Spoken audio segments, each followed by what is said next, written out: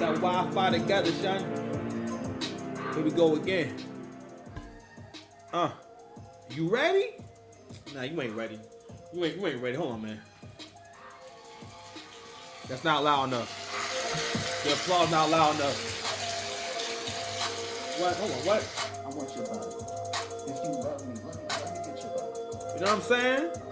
How y'all doing today? My name's Six Paths Dice, Mr. Lane, if you need me.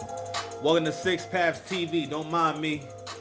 I'm just a man who gave himself mad jobs. And one of my jobs I gave of myself is to help you improve your relationships to people, places, and things. I'm going to support you in your spiritual walk. Because you can't make good long-term decisions without good faith. And everything is a spiritual journey. But ultimately, your big homie is here, because I am your big homie. Don't get it fucked up. I'm here to help y'all grow the hell up. So welcome. Once again, welcome. You know what I'm saying? Welcome. Thank y'all for being here. New to the channel. We don't just jump right into a show, you understand? I mean, we have some decorum here. So, I'm an artist, and we do a song. Let's get it. Fuck with you now, I'm stuck with these trust issues. I got trust issues, but you're not doing wrong. With you, let me run with you now, I'm stuck with these trust issues. I got trust issues, yeah. Shout out to my Uncle John, I'm doing daily affirmations. I take these blunt walks to remember my greatness. So this era is my favorite. Don't forget who the greatest show. I be with the guys, yo, God be playing favorites. Got the dogs with me, got the dog in me. What you see, I got the dogs with me. Favors all in me, yeah. I've been getting mine, just getting mine quietly. I ain't even know that I was bad with sobriety. Dope shit, I'm doing dope shit. Nah, it's the blueprint. It's my young hoe shit. Give me less money than the bitch. Got you hating on the bitch. It's the big dog. Go digging bitches when it's sniff. Oh my god, I'm all focused on myself nowadays. I've been betting on myself. My name Dice, namaste. Home call to come back. I'm throwing with the Stormbreaker. Success 6 shots. I caught the roll to get more flavors. Stop. The shit was being signed to a label. That's the same. It's waiting on niggas to come and save it. Then I mind tricks on the bitch. And Mace Window, you was lying. I ain't talk big game. I came and mixed you, but I fuck with you now. Fuck with you now. I'm stuck with these trust issues. I got trust issues, but you're not doing wrong with you. Let me rhyme with you now. I'm stuck with these trust issues. I got trust issues. Yeah. Shout out to my Uncle John. I'm doing daily affirmations. I take these long walks to remember my greatness. Oh, this era is my favorite. Don't forget who the greatest show. I be with the guys. Yo, God be playing favorites. At the work, I wrote this on my last vacation. Brick by brick, like my daddy was a mason.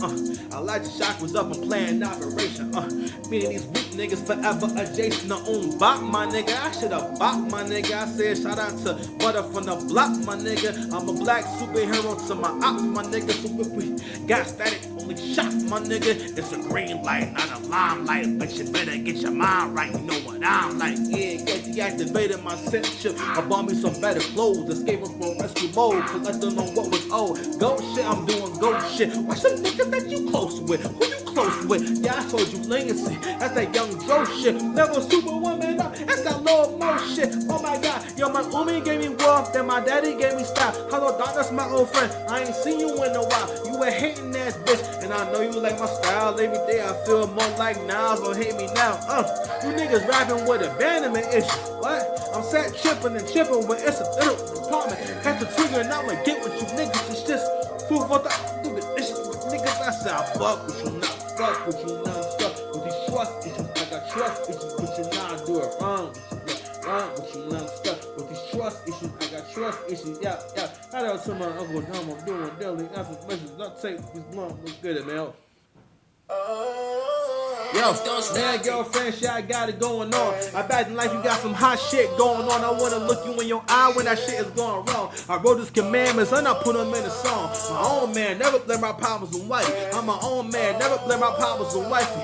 Zone got me feeling like beans on nothing like it. I ain't talking like this for you niggas to fucking like it. And more on my dreams, and I like to admit, yeah, I know it's been a while. I've been working on my shit. Black Wall Street back, Black Wall Street back. I mean, shout out to my homies that will listen to me rap. Shout out to Mitchell. a Nigerian saint. I turn heroes to mirrors and going hard in the paint. As the gods with us, show me love, give me that. Yo, shout out to my hunger that I shouldn't be fucking. All sex ain't good, I got spiritual budget. She go, ooh, she wally wally, ooh, she bang bang. Always wanna be my cutty buddy, girl, we gang gang. Phone with the top down, switch your full lane. Cause see money in the game, still trying to maintain. Young nigga, stop wasting your time. I ain't trying to be your daddy, but respect my mind. I said, money is a guy. That's the G-O-D. That's why my devil's on his job. He got a J-O-B. What's up? I think that money is a guy. We got a G-O-D. That's why my devil's on his job. He's on his job. Mad girlfriend, shit, I got it going on. Stop acting like you got some hot shit going on. I got the dad hat doing dad hacks in the app. I don't tell my homies that will listen to me rap. And saying, big bro, why you feel like that? You went to Umar school. You ain't built like that. Bitch, I feel like Goku. Touching down on that. Prefer to ask her. And she let me be damaged. She gon' make me depressed. She gon' make me a sandwich. No bread, no pasta. I eating steak and ham. She fucking sophisticated, so fucking established. And my ego is massive. Get the young hoes tight. I said, swinging better, get your egg can't be. I put your ass in the deck, nigga, that's breastfed beef. I don't feel like Larry Hoover, I don't feel like Big Meech, but it's like that. Take a break, then I'm right back. When they put my song on the spectrum, I told them fight that, it's like that.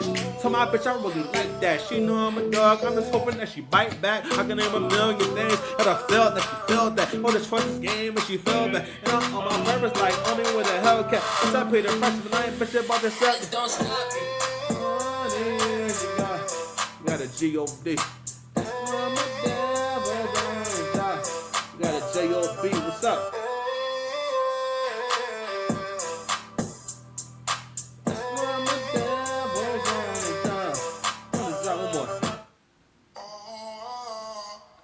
Pipe down, I get punk ass down. Yo, I was evolving, so you don't know me now. Now I'm never gonna be the fucking guy from which you have to get that fact. And that's whenever I'm with you, yo. Tell your baby mama that I'm on that option. Niggas is popping, what the fuck is your problem? I'll come through.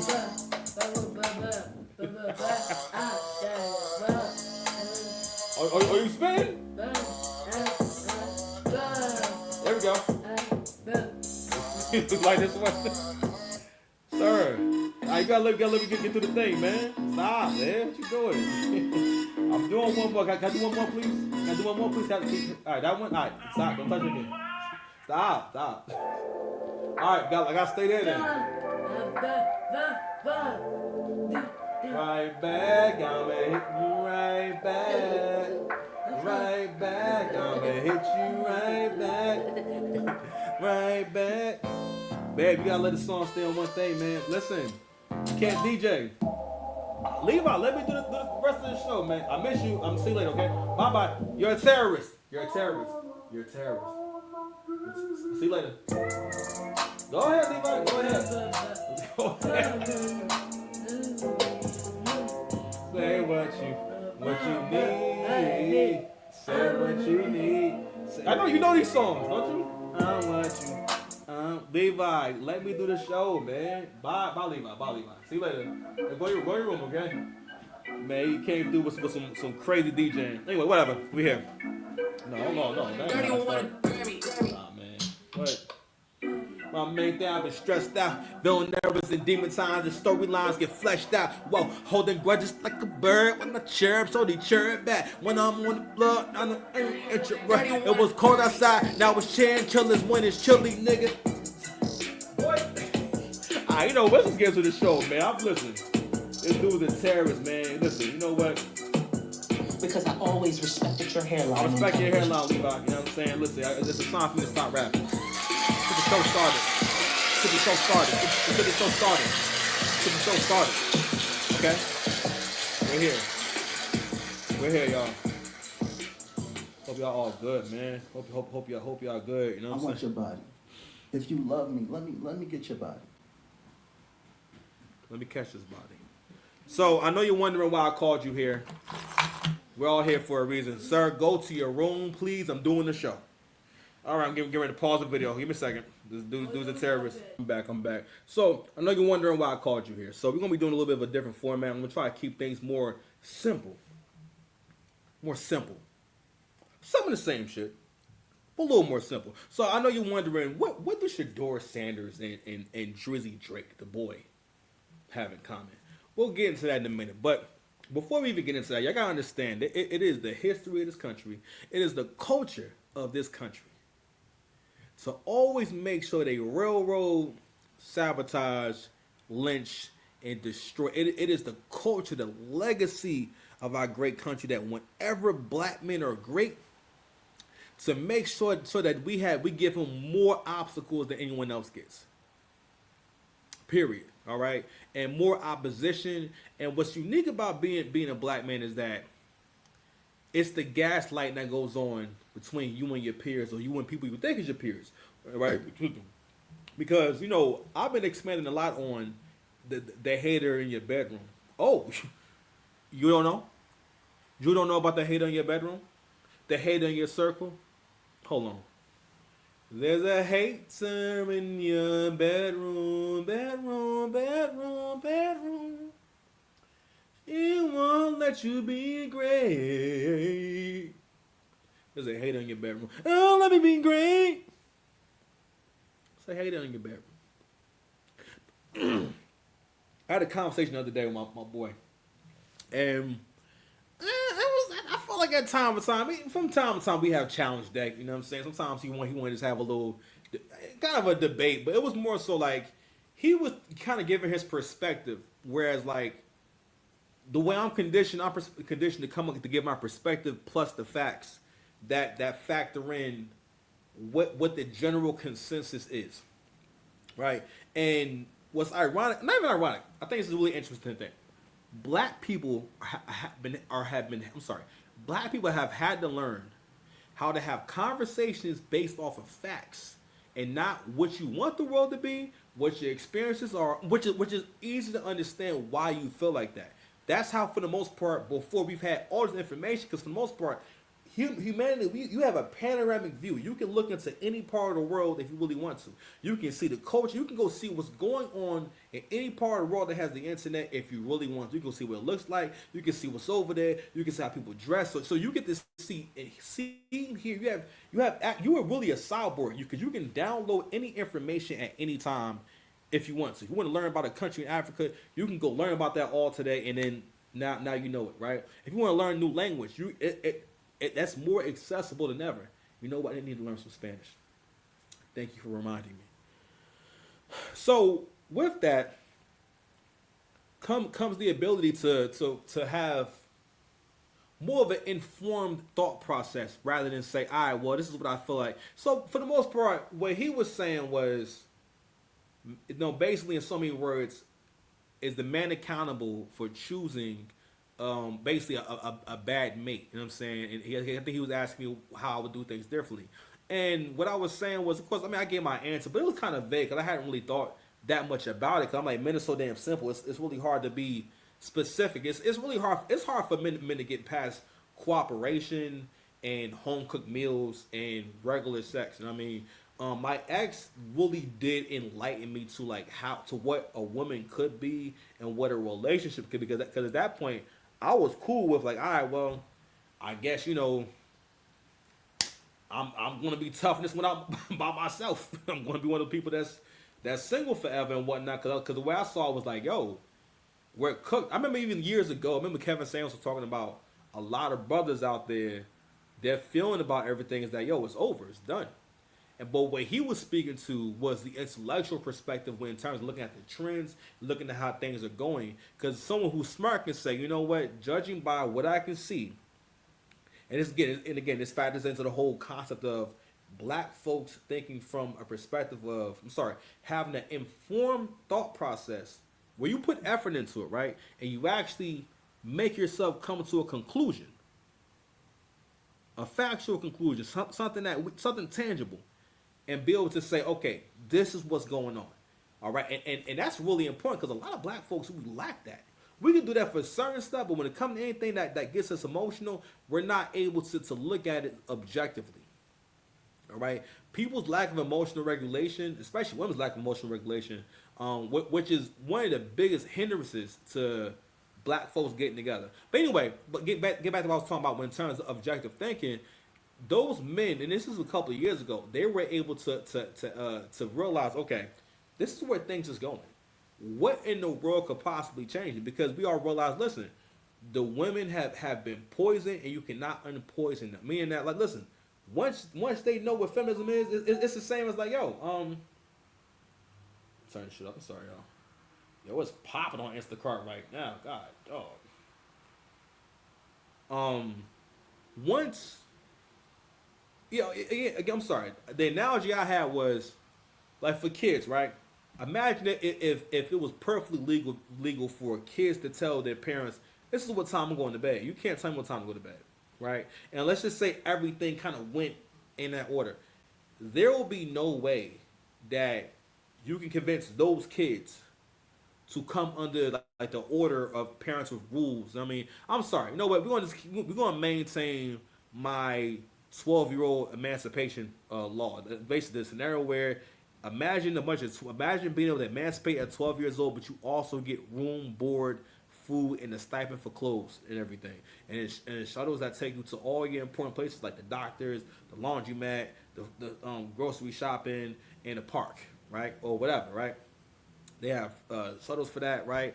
And so imagine you can get kid Section 8, kid food stamps, kid Medicaid, and you get all that as 12-year-old, and you can emancipate and go live on your own, right? And no matter what, it doesn't matter how smart that 12-year-old is, there'll be some who can fare better, right? But it doesn't matter how smart they are or how bright they are. That 12-year-old cannot grow to blossom into a well-rounded adult without the leadership of adults with experience.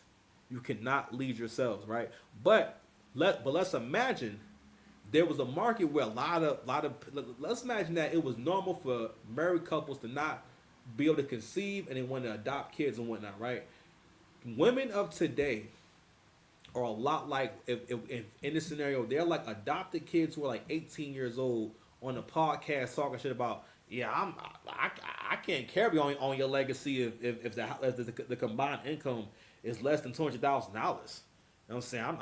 I'm good. Now mind you get kid section 8, so these is kid apartments, so this is a dangerous area. Okay, this is a very dangerous area because it's a bunch of kids with no supervision. All right, it's the Lord of the Flies, but in buildings and shit like that. So, but what I'm saying is, imagine trying to get those kids to want to be around some good parents, right? Who's going to say, we don't really do that much screen time in the house. You know what I'm saying? We don't like to, we actually like to watch things as a family. We eat dinner as a family. We spend time together. We take a few family trips a year. We go to church every Sunday. These are all very good things. You know what I'm saying? We like to save money and stuff like that. And so we'll definitely make sure you go to a good school and make sure you kind of get a good start and everything. When you get older, help you get a car and things like that. But we just really want to have a young person in the house. You know what I mean? To that kid in that scenario, that's what the modern woman is,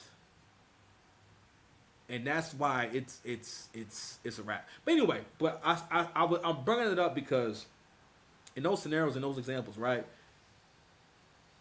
Specifically, the conversation while I'm having with my boy, I'm realizing, okay, this conversation is more about your perspective and not what's actually going on. Because my argument was, well, yeah, because basically what the point he was getting to was, if you wind up with a woman who ain't shit, that's on you. And to a certain degree, yes. But the argument that I had was this: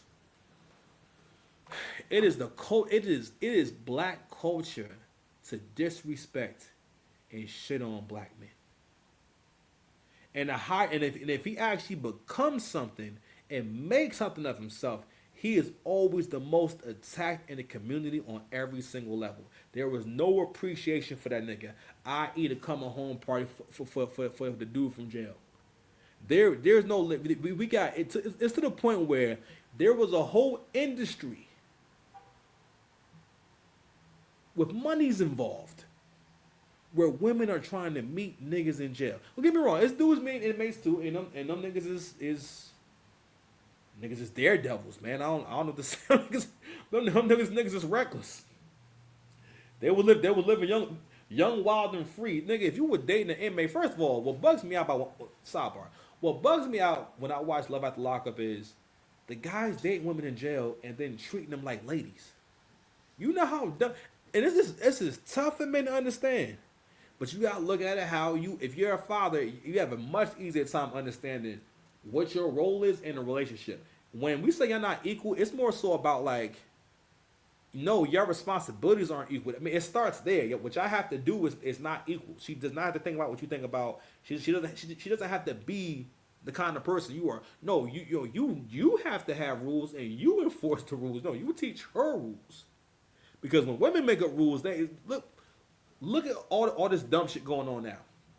Cheesecake Factory. I think about that shit earlier. The Cheesecake Factory video where that big giant oak of a woman, 6'1", talking shit about going to the Cheesecake Factory. Fam, didn't even have a baby hairs laid down, and then recorded my man because because at that point, what that video was really about was you was looking at a woman who is terrible with men and does not understand that it is a reason why you have gotten to this age and you don't have a ring. That's but that's the progression of a group that does not think objectively. You know what I'm saying? Where everything is backwards and you hate on everything that works. I'm gonna argue that that's one of the reasons why niggas hated on Drake was because he was doing something that was different and it was working. Matter of fact, it's always been the fact that what he does works. And that's how people win. The reason why black folks have a hard time understanding this shit is because, again, feminism, what it does, it does many things, but shout out to Crimson Cure. It is the greatest destabilizing agent ever. That's her bar. And what it does is basically it's two people in a relationship. If it's only two of us and one of us is working on sabotaging and one of us is working on trying to maintain, how can there ever be resolution? Because I got into the whole disrespect thing because that, again, if you're great at anything, especially as a black guy, the people around you and your community will make sure that you are supremely discouraged from doing anything else or from continuing. I heard Angry Man saying on the podcast, I'm sorry, the episode some months back, when he was talking about this shit with Drake and LeBron. And it was just disgusting seeing how many people online, just for the sake of shitting on Drake, was making a point about basically, so what you had a friendship with this person? So what this person knows your kids and speaks to your kids? It's okay. It's for Kendrick. And you know why? Because Kendrick is a fucking loser. Because only a loser needs to be defended the way y'all niggas defend this nigga. It's to the point now, listen, I used to hold Kendrick in a really high regard. But he broke his own rules.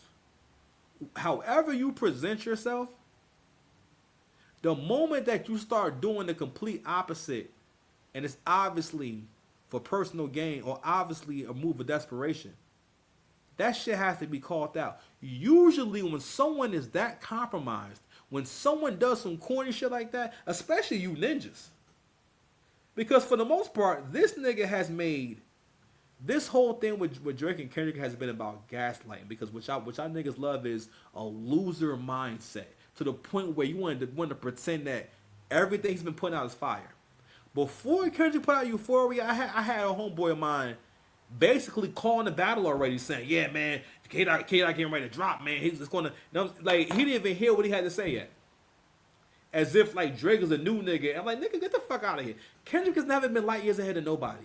You just try really hard. Again, I like Kendrick and everything. I don't like him no more because I lost respect for him. Because again, once niggas see the hole in you and see how corny you are, because listen, never in a million years did I think that Kendrick would move like this. Kendrick performing that song the way he has, that's something that a new nigga does, not a legend. You think that when LL Cool J does a concert, let's just say when he still was doing shows like that, right? Do you think he's doing his cannabis diss? If Jay got a set, you think Jay does take over 5 times every time he has a set? No. You think Nas does Ether every show? No. I'm trying to think. No, you don't see none of this shit. People don't really be actually performing their diss records on big platforms. All that shit was desperate. It's so obvious. You know what I mean? But I something start making these shows shorter, but whatever, fuck it. Anyway, before we kind of even get into that, let's go ahead and go ahead and visit the plantation real quick. Now, I done told you Negroes that you're gonna start seeing more and more women try to get online and think they're gonna gaslight men back to the plantation. All right, so let's go ahead and dissect this real quick. So this is a post from Twitter X. It says, "I date men that only date black women." Now this is the talking point that would have went off crazy in the 2010s. You understand?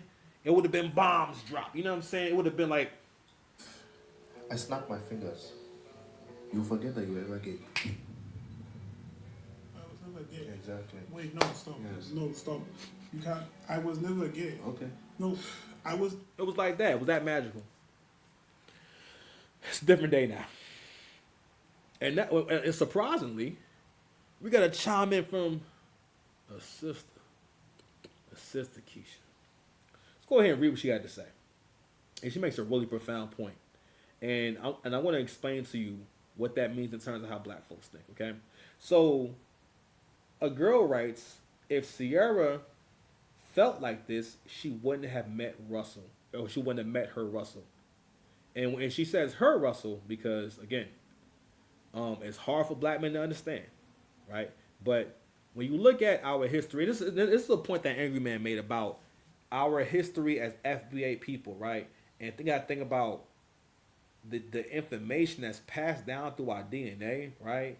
And niggas will never think about what were the inner workings, what was this how was it for people who live on a plantation under a slave master who happen to have children together, you know what I'm saying, and now they have a relationship. What are those dynamics? What is that like? And when you look at it that way, you can kind of understand why black women have such a strong desire for white men, why black women carry on the legacies and the thoughts and ideas of white men. And I brought that up in my conversation with my boy. I said to us, because the point he was getting to was like, yeah, I hear men talking about they want all this, they want all that. And I'm like, and I had to call it out and say, listen, man, black men have the lowest standards of any man on the planet. That a black man's standards is mostly don't be evil to me, cook sometimes, and don't be super duper fat. That's mostly it. Don't be that mean. Cook sometimes, cook most of the time, and we have a moderate amount of sex. I don't know. I mean, like, black men don't really be wanting much. And every time you hear black men talk about what they get when they demand, they pay on the bills and shit, that shit mostly be, I get a plate bought to me. Again, all this shit is like stuff that like I, for example, right? I've experienced that and I loved it and everything. I'm never in my house thinking, oh my God, I never cry because no one bought me a plate. You know what I'm saying? I never mourn all these things I used to get. You know what I'm saying? There were nice things to have. But for the most part, women have to understand men are like jobs. Even a nigga, and that's another thing too. Is women started getting this really weird idea about what a winner and a loser is. It's actually like really stupid. Because I mean, again, it's hard to say where it came from, but when level up content became a thing, that was the beginning of like the apocalypse of the dating market, because that was the beginning of men starting to say, oh, okay, all right, is that what we doing? Oh, okay, all right, so y'all don't eat here, y'all don't go here, y'all don't eat here, and so one more thing I'm going to say about this whole when old girl says that she wouldn't have met Russell. So when she says that, she's talking about the fact that Russell's ex-wife was white, right? And so Russell is the kind of brother that where he doesn't really have. I mean, he's pretty much like my same male archetype. You know what I mean? Where except I'm way cooler. But someone like this nigga is probably not the most charismatic. You know what I mean? He's a real nice guy. And I feel like guys like that. I just feel like black guys who have his kind of temperament. That look how he looks, the look in his eyes, you know what I mean? Like all that stuff, he's seeming like a really cool, nice dude. You know what I mean? And I'm not saying that it's not so much about white women being better, but it's like black women really hate a nigga like this. They can't stand a nigga like Russell. But know what I'm saying? The way that women look at Russell, black women look at Russell as a real reliable car. Because again, black women see women see men more like cars when you should see him more like a job with benefits. The better the man, the better the salary and the retirement plan and stuff like that. Because for the most part, a man is an entire retirement plan for that woman if she's, especially if they both in decent health and he has a decent career. You know what I'm saying? Because together y'all can save, y'all can have resources and stuff like that, and it's not just one person trying to pay every single bill. You know what I mean? And eventually, especially if y'all both keep leveling up and doing better, you know, eventually, it'll probably get to where he pays for the bills anyway. All right. So anywho, but also it also speaks to how black people think.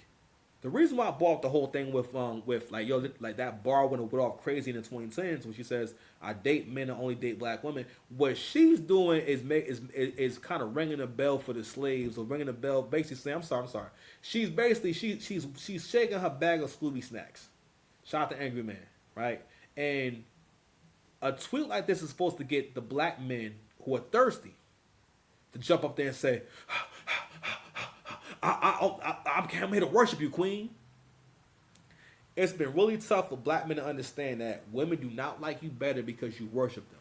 Okay, she does not see you as more of a better option. She's not more turned on by you. You calling her queen and goddess. I mean, and listen, that's a shock to niggas. Because a lot of men had to understand that being nice and trying to be perfect or trying to make her like you is not going to make her like you. It's kind of up to you to really understand when someone likes you. All right, but anywho, but this is how we think, and this is how the women think that. All right, well, okay, this is supposed to be the whole dynamic, and this is supposed to be what's good, or this is supposed to be like a positive thing, kinda. You know what I mean? Where like, all right, well, you know, because I'm like, yo, that whole statement is like, what? What are we talking about? But again, black women, and I've heard this all throughout the space, where black women, for the most part, even though they really want to date outside their race, and if they had the option of getting like a real, like, you know, like good looking white guy, you know what I mean, that's like doing pretty good for himself, oh, she'll take that any day. Or just the average white guy that's like really an average white guy that's breathing and is able to make like okay money. Oh my God, man! Matter of fact, he don't gotta make money. For the most part, women will pay. They'll pay. You know what I'm saying? But anywho, black women for the most part feel as though, because they feel as though they own black men, that they're entitled to get the black man. And years ago, when Kevin Samuels was still alive, he brought up this point about, are black women ready to compete for black men? And they really thought that for the most part, you've always been in competition. Black men weren't really seeking out women from other races like that, because men are attracted to women who look like them, and that's really hard for black women to understand. Only black women obsessed, I don't say obsessed, but have a thing about being really into a man that doesn't look anything like her. You know what I'm saying? I.e. the whole thing with like the whole like Brad worship shit. You understand? But anywho, so that's old girl right here trying to get niggas back on the plantation. Or he ordered his ice cream So after me. I seen this video earlier and whatnot, and I'm like, you know what? This go ahead goes on to further the conversation. So this kind of feeds into the whole list that women kind of keep putting together or adding to this list. And so it kind of started around the time of this Cheesecake Factory. I'm sorry, the Cheesecake Factory viral video where the girl talking about, you know, I can't believe, you know, you brought me to a chain restaurant, this and that, which is really, really crazy, especially given who it was. And that's what made it so disturbing, was the fact that you were hearing someone on a scale of 1 to 10 is an average looking person, and they're gonna find out you 6'1". It's not like she was 6'1" and she got a real banging body. You 6'1" with an average body. 6'1" for a woman is very tall. That's excessively tall. Like 5'8", 5'9" is tall for a woman. 6'1", and rather than being happy to go out somewhere, you're basically saying, like, you know, like you don't. She say, when you're out with a beautiful woman, you don't take her to a chain restaurant. What the fuck are you talking about? Cheesecake Factory was never cheap, right? But that shit was based off of black women not realizing that that's social media. This is your real life. Is you trying to get chose or not? You're not. And but thing is, black women are not trying to get chose. And black men have finally realized that. You know what I'm saying? And started kind of saying, you know what?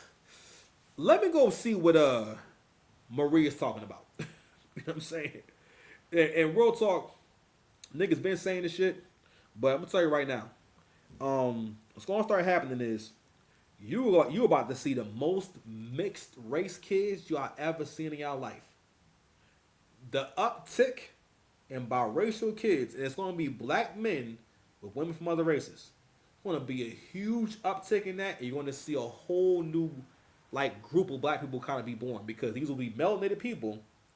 Of course, they're not gonna be fully black, but you're gonna start seeing a lot more of this shit. So where I be working at, I work over there in the suburbs and whatnot, so I get to kind of see. In the suburbs is when you see the most like interracial couples, like white and black, right? So I be kind of counting like how often do I see a white and black couple, or how often do I see a white woman with black kids?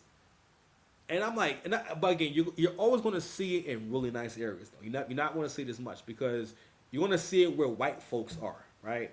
And I'm like, yo, I be seeing like I'm like, yo, I see a lot of like now I'm starting to kind of see that shit more. It's not every couple, you know what I'm saying? Ironically, for the most part, I don't see many black couples. I be realizing that a lot. Like I don't see many because like, again, black folks don't really stay together. All right, but you're gonna start seeing a huge uptick. So anyway, I want to share this video, and this is a part of the reason why you're gonna start seeing a huge uptick. Also, I bought the whole list thing because this is one of those situations where like this woman basically adds one more thing to the list of things that men can't do. So check it out. Like, why the heck I just go get some ice cream, right? I get my ice cream. It's another guy in the store. He ordered his ice cream after me. Why the heck he get sprinkles on his? I ain't gonna get sprinkles on mine. And he looked a little like rough around the edges. He looked a little hood. I was looking like, interesting. Fruit Loop.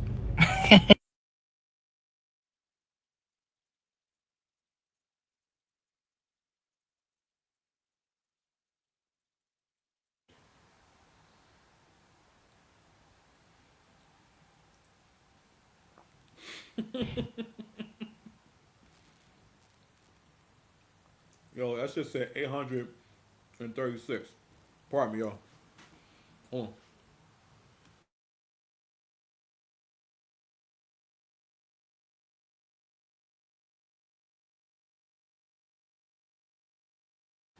I'm over there looking worse than Will Smith eating that spaghetti in the AI joint. What else we got here? Listen, guys. If y'all want to survive, you're going to have to be on this same level of toxicness to deal with the modern women. You understand? I need y'all in full Darnell Jones mode. I need y'all to go out and get as much cashmere as you can. I need you to get as many big hats.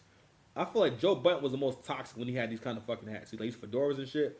I need you. Oh, you see this hat right here? Listen, this is prime 2000 Scullies.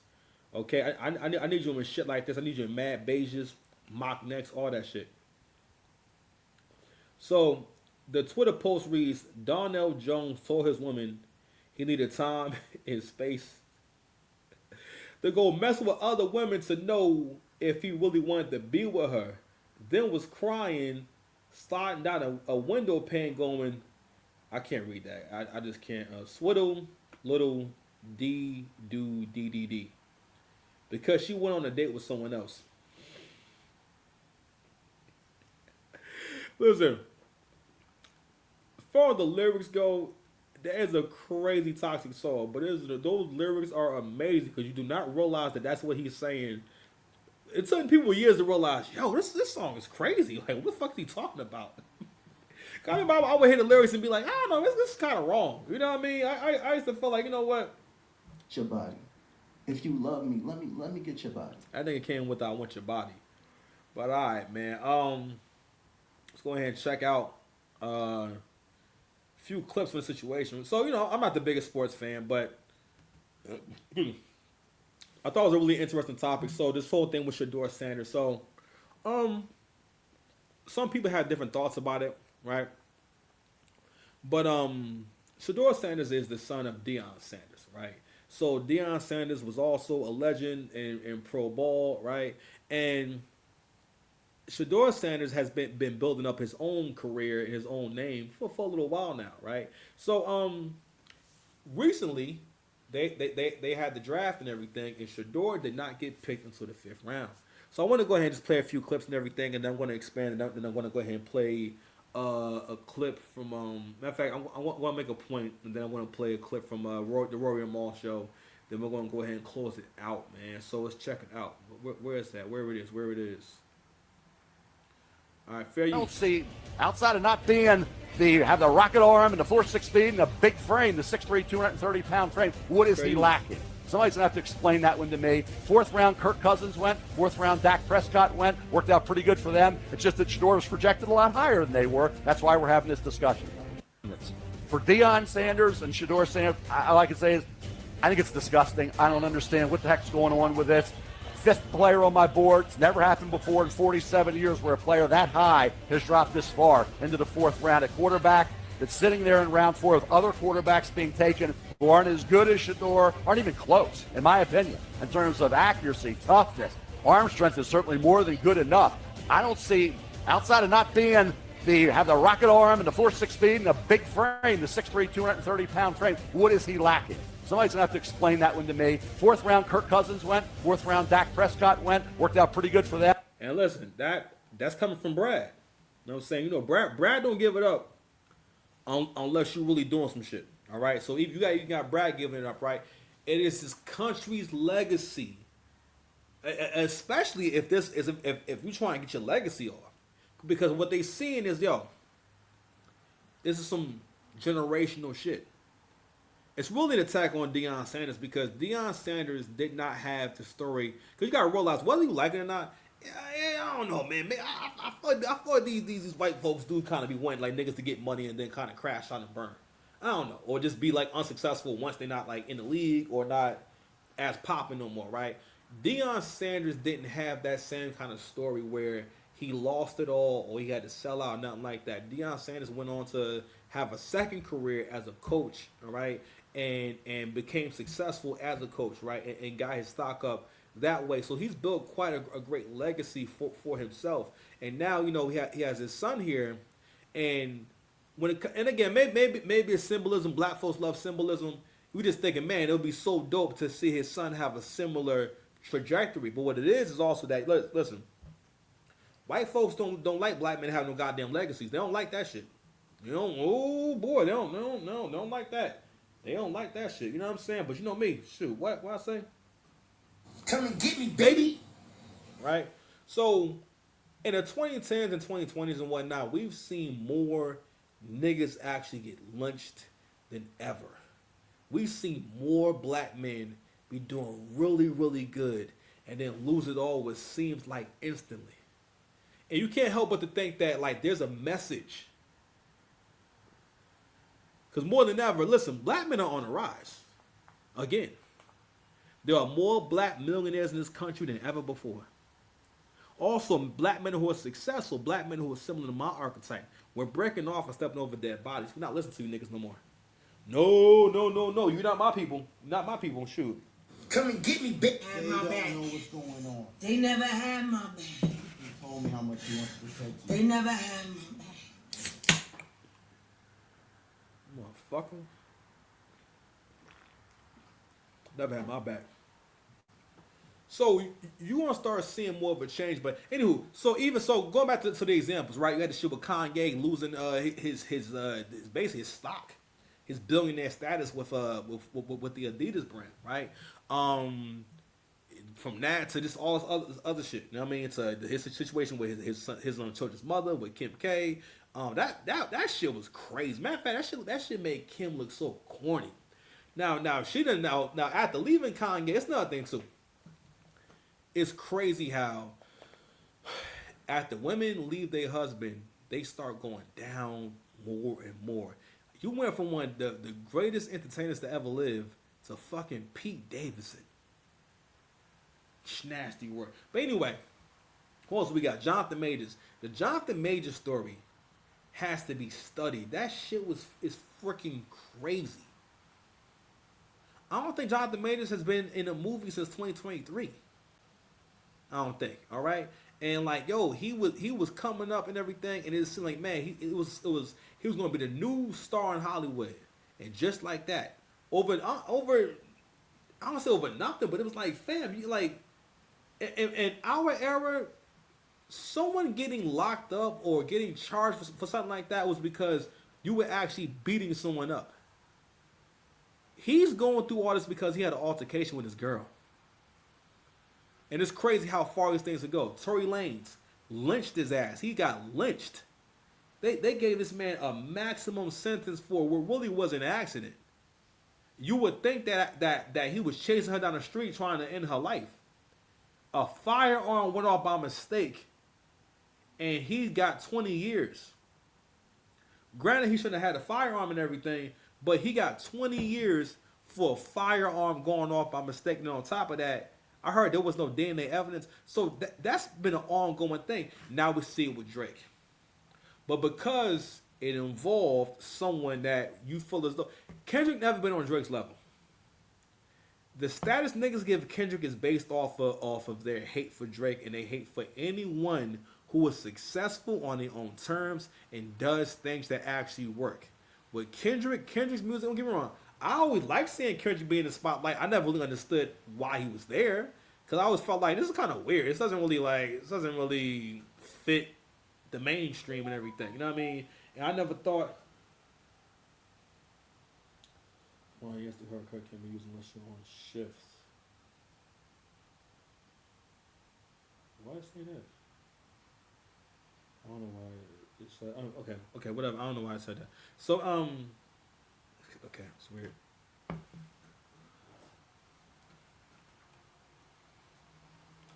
So I left my Instacart car somewhere. I was like, what are you talking about? Anyway, it should be tripping from time to time. So, all right. So, have one more video I wanted to play. I don't want to keep getting too far away from it, but I wanted to kind of paint that picture. If you guys kind of realize, like, all right, this is an ongoing like pattern, and it's almost like a thing that you have to like look forward to. With people creating opposition for you, and believe it or not, when you're successful, you're great at what you do. People will be if they feel as though there's no opposition for you, because people do have a thing about you winning too much. And for winners to understand why you don't get as much love or verbal appreciation or whatnot, you got to realize when you're around someone who does the same thing you do, it's almost like you guys are having sex with the same person, right? And the thing is, y'all kind of have a cuck-bull relationship. The more successful you are, the more you think like the bull who's also successful in his personal life. You know what I'm saying? Because the best guy to be in any relationship involving women is the guy who gets to have sex. All right, because ultimately, that's what matters most. You can have all the respect in the world, but if y'all ain't smashing or y'all can have a good. If y'all not having sex, it just don't count. And so you're like, if you're really talented, let's say you're a talented one. You're like a hung bull with an amazing body. You know what I'm saying? Who also got like mad money. You know what I mean? And you really be feeling like, damn, like how come Josh don't be telling me how good I be fucking his wife? Because for the most part, them being a good sport about how good you are at what you do is like giving someone props on how good they fuck your wife, basically. Anyway, so you guys understand, all right? Anyway, I wanted to share this clip from I think these are the Kelseys. I know that's one of the brothers.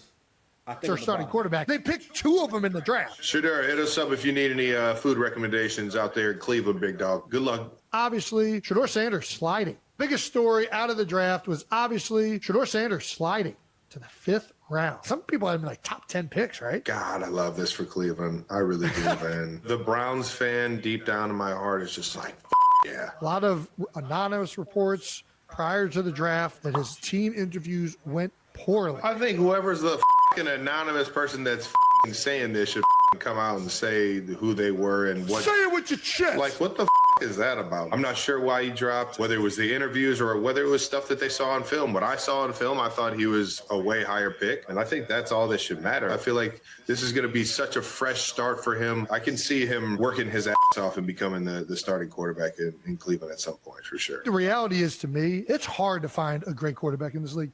If these teams really felt that Shadeur Sanders was a top first-round talent, they would have picked him. The bottom line is teams just do not think the potential of Shadeur Sanders panning out the next level is high enough to warrant an earlier pick. And teams get this wrong all the time. They got it wrong with Brock Purdy. They got it wrong with Tom Brady. This is not like an exact science. And I'm happy Shadeur Sanders is going to get an opportunity to go to Cleveland because clearly Cleveland wants to replace their starting quarterback. They picked 2 of them in the draft. Shadeur, hit us up if you need any food recommendations out there in Cleveland, big dog. Good luck becoming the starting quarterback for the Cleveland Browns, brother. I hope he makes it and he brings all of the people that he brought to the meetings to the contract that he signs after he leads them to some playoff game. You know what I mean? Like, I hope this just happens in the biggest you to everybody around there questioning that side of it. Oh, man, listen, that was a listen, you're going to start seeing more white people make really good jokes about black folks. That is really funny. He said, what you bring all the same people that was in the video for the contract sign. But real talk though, like they were saying though, he said this is the beginning of his journey, right? And but it's not really a bad thing. See, here's the thing, and I was watching Angry Man earlier. He brought this up about how what he was speaking on. I was hoping he was going to do it, but he didn't do it. Pause. He was saying how if a utopia was possible, it will only last for a short while because that's not who human beings are. Human beings only thrive and do well when they have adversity, all right? And solving our problems is what makes us who we are, right? And that's how we become who we need to be, right? And in his situation, it's actually a good thing because when you have something to prove, you have a better goal in mind. The idea of who you are, it becomes clearer. I'll put it like that, right?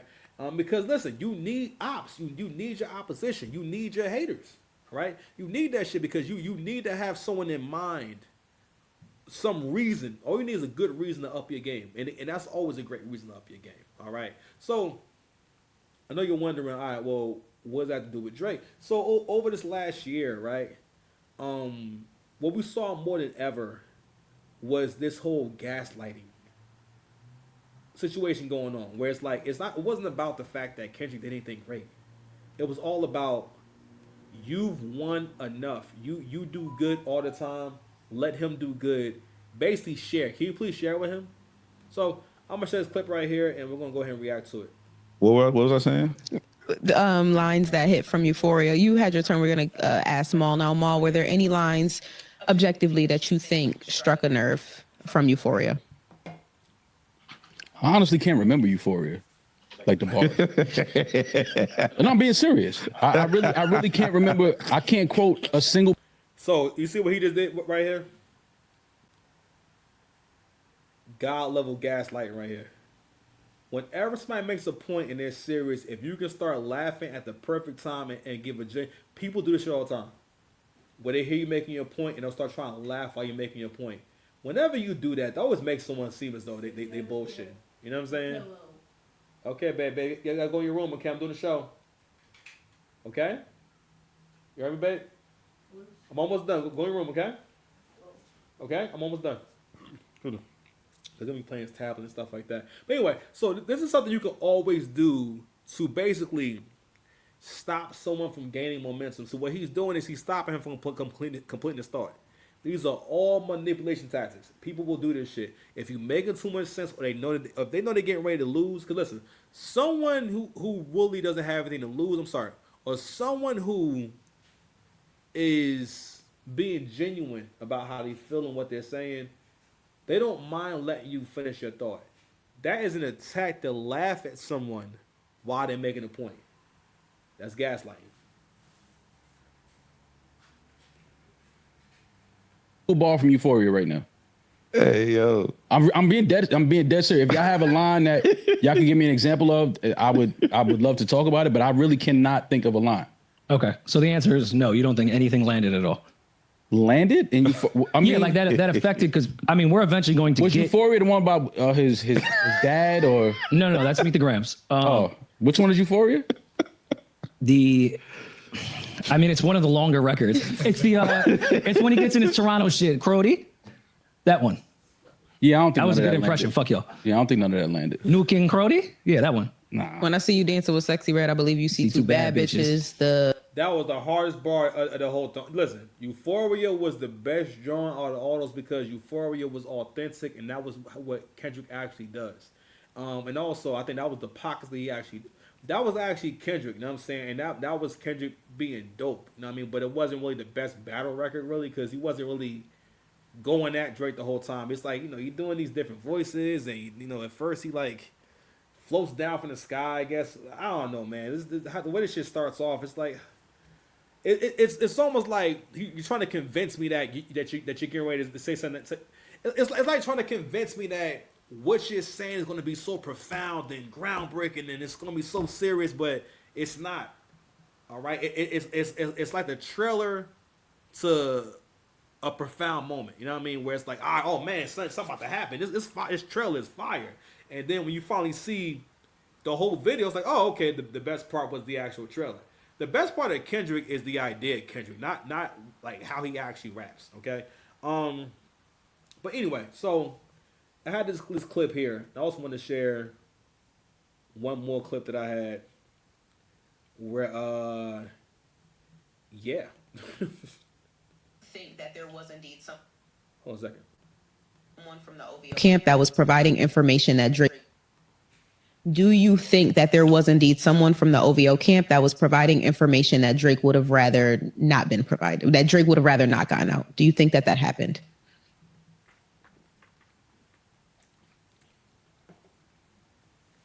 I wouldn't necessarily say from the OVO camp. An affiliate, maybe? Perhaps. Just an OV? An O? Maybe. If you remember, if you go back a little bit in the timeline, when the Push-Ups record dropped, I'm the one who announced that it was dropping in 30 minutes. And this was the leaked version or the version I said it'll be on DSPs in 30 minutes. Okay.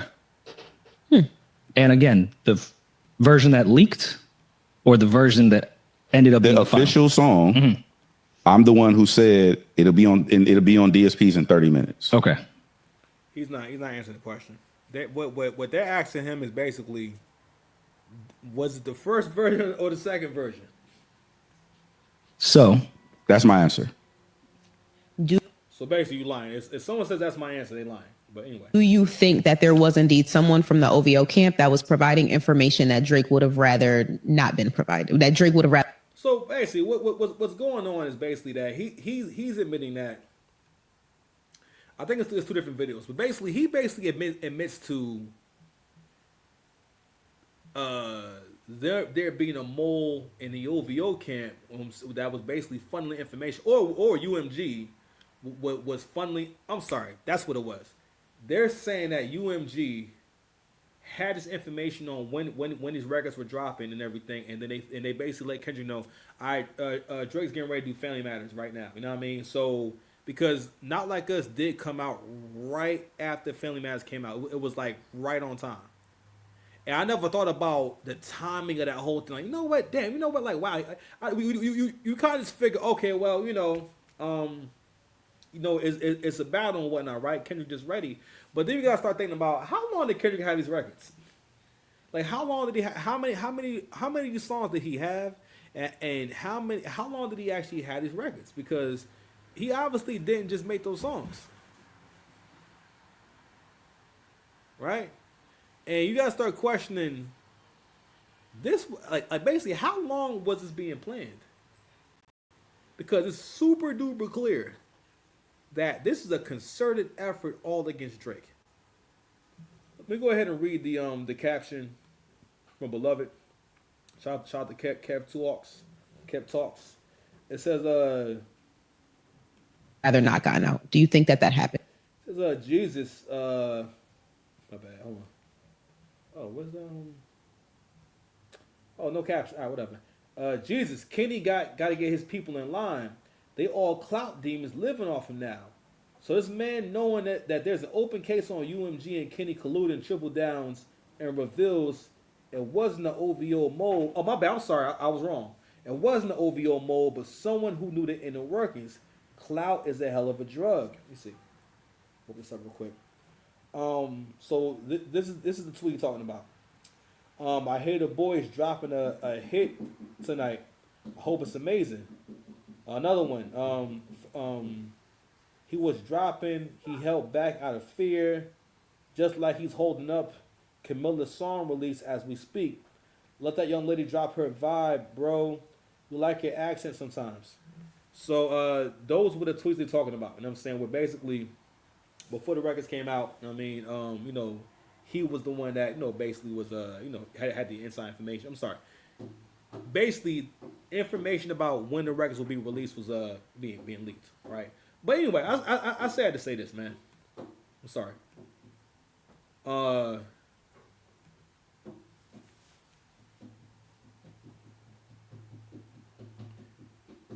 Black men who are watching this right now, this is what you have in store for you if you choose to be great. You will always have opposition. You will always have people trying to prove that you've won enough and you don't need to win anymore. Let the losers win. And you know what I say to that? Fuck all that. We out of here, man. Anyway, bro, keep winning. I'm saying, just know the Six Pass loves you, okay? And I believe in you. So, we out of here, baby.